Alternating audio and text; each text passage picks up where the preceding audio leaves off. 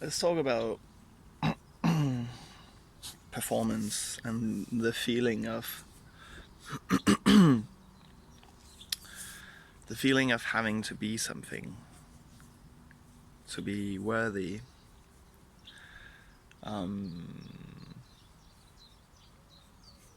Because that's something a lot of people struggle with, myself included. And sometimes it's more than others, and sometimes it's less than others. I really got way better at it, just enjoying being, and not having to feel productive or something to feel worthy, and just to relax in my beingness.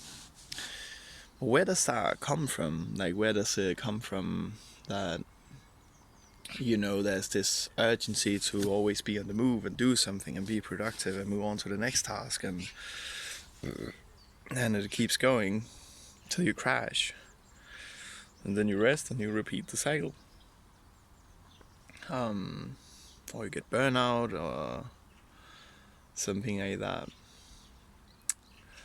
I think it comes from a sort of wound within you, and whether it's relevant to know about this or not, I can't say. I think it's different for everyone. For some people, maybe it's healing, knowing about the wound and working with it actively. For other people, maybe it's nice to, just focus on other things and how to integrate it in a positive way, like this energy or something. For me, I like to explore both sides and to see what it's all about in a lot of things I do. So that means let's look at the wound side first, or the trauma side, where it could come from that. At least if you take like theories like Gabamate proposes, and that overworking can be an addiction manifestation as well. So yeah. So what can that come from? It comes from a feeling of not feeling worthy, or you feel fulfilled when you're doing productive work. For example, you feel like you have meaning, and that's your coping mechanism. So that means when you're not working, and and you're not having that feeling of meaning and sense of belonging, that means your basis state is like lack of worthiness and fulfillment and community. I guess there's also like some genetic thing about it, because in the, what do you call it, in the Stone Age, and I don't know, just in the older days, basically, I think, when we didn't have it so luxurious as we do now, you also really did have to do your part, to earn your right of living in a way different way than it's possible now, at least here in Denmark and other welfare countries and stuff. So this makes us encounter a new sort of healing chapter within, that questions the worthiness of, based on your actions. Can you be worthy when you're just not contributing? I'm not saying you shouldn't contribute, but I feel like you should be worthy of existence just by existing, if that makes sense. That itself, is enough. And I think from there, if that's truly how you feel, the contribution you're gonna make is gonna be so much more natural, and it's gonna be in balance and more in alignment. So this is not pro don't do anything talk. It's more about, it's pro feeling worthy although you're incapable of doing something. Because it's also, it creates problems for disabled people and people for various reasons who aren't able to contribute as much. Because if they are not able to, you know, contribute to society in the specific way that is expected, that creates, lack of good feelings or worthiness and maybe shame or something. And I think that's important to look at because, you know, yeah, I think in the old days, like if you go far enough back, you would, just get rid of disabled people and, people who, were seen as weak and stuff. But I think we're entering, a new era where it's like our definitions of what strength and societal contribution is expanding. So it's not just about, physical labor anymore. And that's the thing, that there's so many ways of adding value to life. There is like there's intelligence. That's one way. For example, you can be really smart, with programming, with philosophy, with various things, and you can do that kind of work, which is another way of contributing, which is also widely accepted now. But in the older days, that was way harder to access, and then you should have to be really smart, and you had to really want it, and it was really controversial, to walk the path of knowledge or something. Nowadays, it's easier. Um, yeah, even like it's even glorified a bit. Like many people want to be engineers and yeah, and all of this. Like these higher academic educations. But what if we were to also expand into like setting more value into, you know, positive vibrations, and like to also acknowledge that, where we give people, maybe with like Down syndrome or with, a certain kind of innocence, also an opportunity to um, exist in this way, and we open our minds to like how can they be incredible valuable, because if you ever talk with someone with Down syndrome, you will also feel the innocence of no judgment whatsoever there is to you, and that's really inspiring, and that's something we should all strive for, I think. So it's not about glorifying any aspect, of which kind of human being you are, but acknowledging our differences and, seeing that there's so much strength in all of us in a lot of different ways, and we can lift each other up and be moved by it. And yeah, I think that's really important. So I think that's, to have that happen, that gotta start with yourself, and you gotta first accept all the various sides of yourself. You gotta be able to accept the aspect of yourself that don't want to be productive and don't want to do anything, as well as the productive version of you, as well as, the in between person of you. Like, and the more diverse, the more rich, I really believe. Um, Imagine a world where we could put, value into, you know, recognizing, like, the value of a junkie who went down that path, of addiction, and like kind of rebirthed himself into, like, a good life. Let's say he was using heroin or something, and then, like, what strength and, power doesn't that have?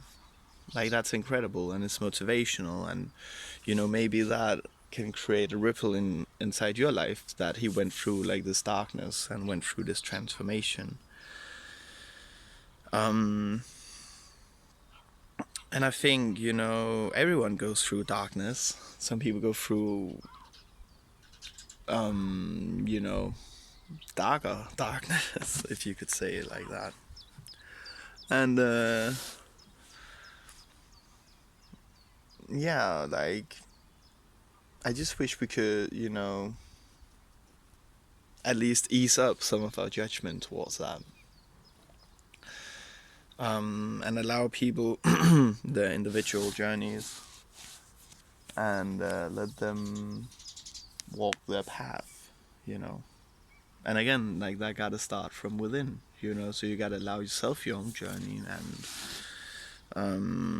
walking your own path. And I'm also saying this to myself because there's also aspects of myself, maybe having resistance towards some of the paths I've been going down on. And, so this is, when I'm talking about society, I'm talking about also the inner world of myself and all the different aspects of myself that I see within myself. Yeah, and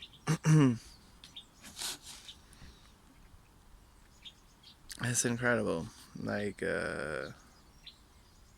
what would be possible if there was this kind of understanding. It's a bit hard for me to, recognize the value, of, like, murder or something, like really grotesque like this, or pedophilia, something like this, because yeah, that's really, like, dark topics. And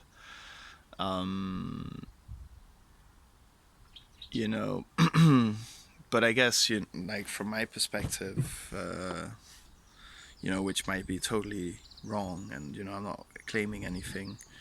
I just like to reflect and, think about these things and stuff, that, if that it could be a positive thing if it happened in such a way that it would make sure it never happened again, in a sense.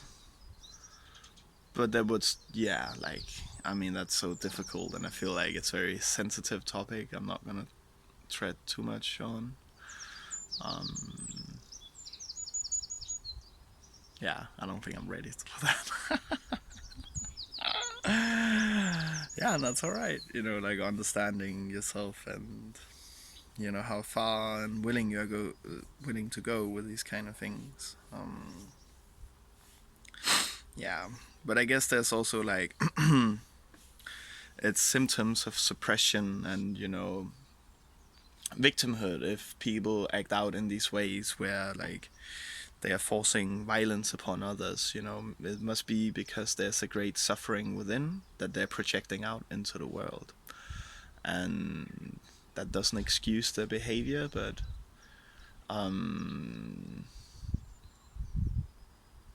let's say that's true. I don't know if it is, but, if it were to be true, then it would at least give another perspective to work from.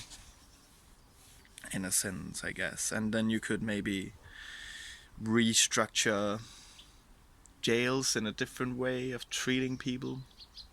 I know a lot of things with jails right now. It's just like people coming in and out, and if you're really deep in criminality, often you just go in and out of jail. It's like it's hard to not stay outside of jail, and maybe it's because the jails, that's just like suppression, an exile version, of like saying to these people, hey, you're not worthy as you are, and you have these problems, and you just got to figure it out yourself. And then you get in an environment where a lot of people have problems and stuff. So,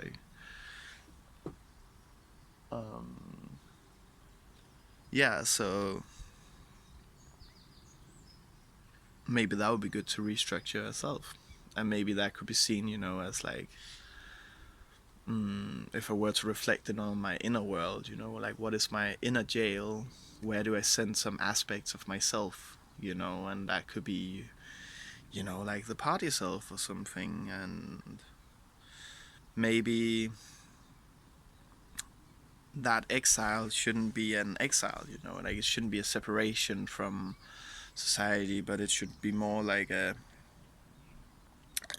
hey, you acted out in this way, you caused this consequence for something, someone. Then in that, like there should be integration into this of healing, because seeing that,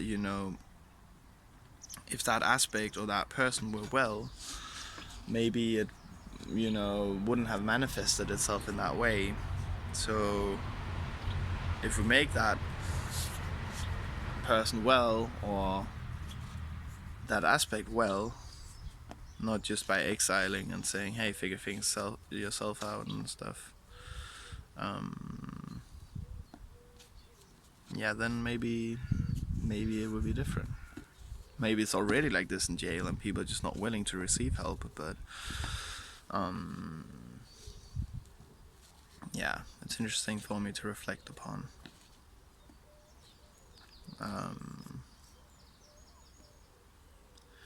Yeah, because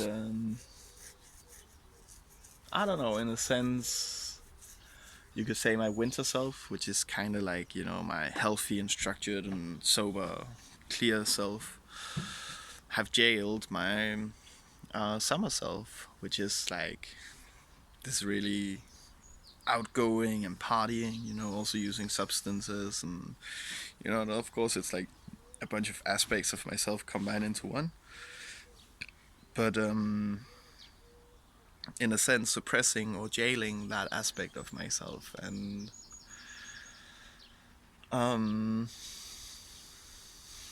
yeah, what if that could be a different experience? That's interesting to think about. Yeah.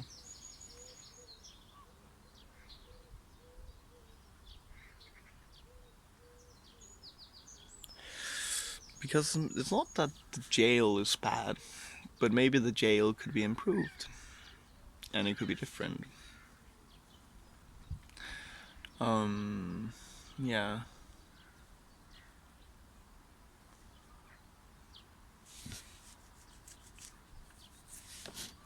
It's interesting.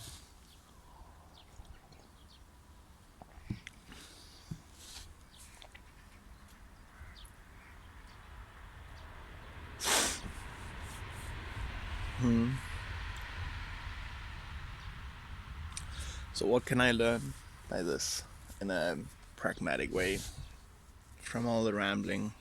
How can I apply this? I guess,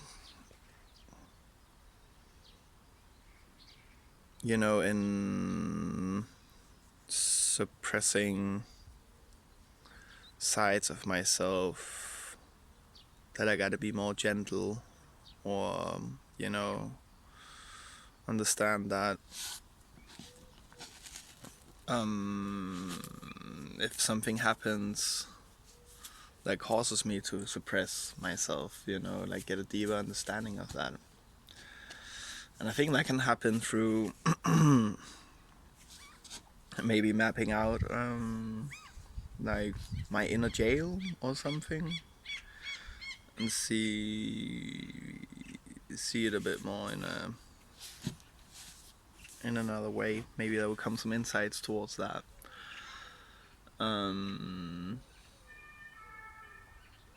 Yeah.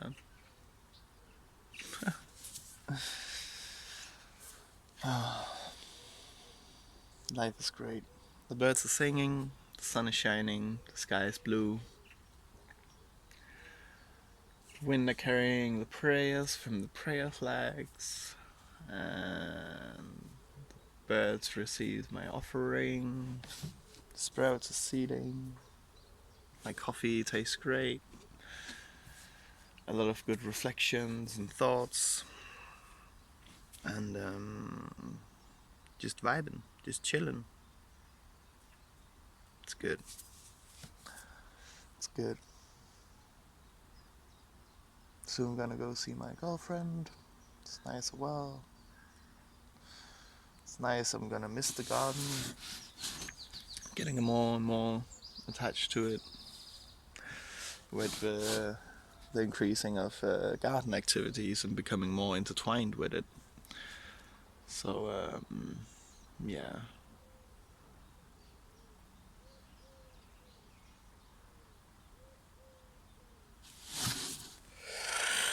That's nice. Alright. Thanks for watching if you watched so far. Must be interesting how incoherent I am sometimes. I don't know. I don't really watch these videos myself, but yeah. Blessings and have a really great day. No matter where you are in life, I appreciate you, and I think everything's gonna be alright. I hope you can trust that within yourself as well. All the best.